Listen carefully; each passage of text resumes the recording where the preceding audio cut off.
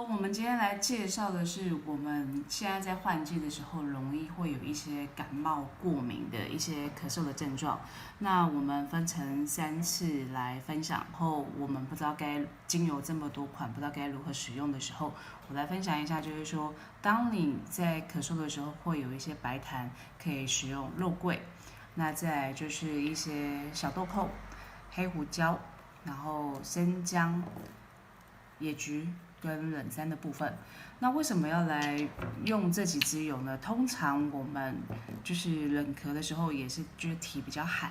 那比较寒的时候，就是有时候会咳不上来。那我们可以运用一些香料类的精油，就是这几支油。就是豆蔻，然后通常豆蔻除了对于我们的消化系统以外，那还有对于我们的呼吸道也很有帮助跟支持。那大家对于一般粉红胡椒来讲的话，它其实对于就是我们的神经系统，那因为过敏也是比较偏向于就是神经上有些人吹到风或者就是不舒服的时候，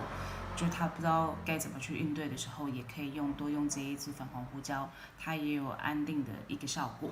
那另外肉桂的话，目前台湾市场是没有的。但如果说你手边还是一样有肉桂或者就是桂皮的时候，你也可以涂抹在胸口。那或者就是说，感冒的话，咳嗽的部分可以除了涂抹胸口以外，那刚才前面分享的这几支油，除了西伯利亚冷杉以外，这几支油都是可以加在内服。当然，你如果说像是在这些精油的话，很多人会去避免掉，就是说啊，我精油是不是可以做内服的部分？那我们也有收集一些其他国家的标签，那它都是直接是贴食品标签，所以其实你如果担心的话，那你就是作为涂抹。那涂抹的部位的话，就是胸口，然后肩膀，然后后颈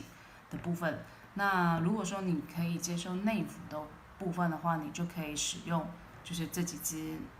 加在水里1滴到2滴做内服就可以了。那很多人会去考虑到，就是说，那如果我没有这些单方精油的部分，我手边只有复方精油，可不可以使用？复方精油的话，你可以用复活呼吸 Air，